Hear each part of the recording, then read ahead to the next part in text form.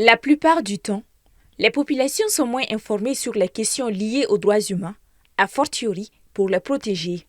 C'est pour pallier à cette insuffisance que le Café des droits de l'homme a été initié.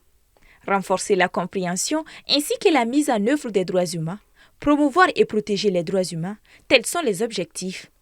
Le Café des droits de l'homme vise donc spécifiquement à sensibiliser le public malien sur les principes et droits fondamentaux liés aux droits de l'homme, informer sur les thématiques spécifiques liées aux droits de l'homme, encourager un dialogue inclusif et participatif entre les citoyens et les experts.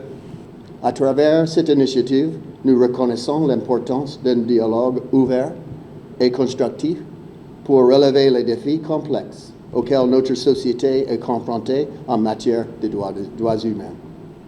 Cette première édition, animée par le ministre de la Justice et des Droits de l'Homme, garde des Sceaux, sous le thème « L'impact de la corruption sur les droits de l'homme » vise à améliorer la compréhension des droits humains.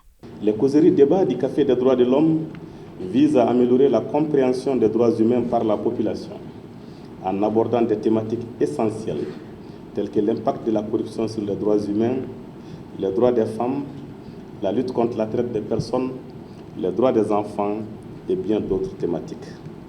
Le Café des droits de l'homme se traduira par une série de rencontres périodiques organisées principalement à Bamako, avec des extensions dans d'autres régions selon les ressources disponibles, permettant ainsi une portée nationale et une accessibilité accrue pour les populations des zones éloignées. Le sujet d'actualité de la rencontre était axé sur la corruption qui, selon le ministre de la Justice, s'invite dans plusieurs secteurs, détruisant tout ce qu'elle touche et engendre des conséquences néfastes sur l'homme, la société et l'État. De certains participants, le Café des droits de l'homme est un projet prometteur.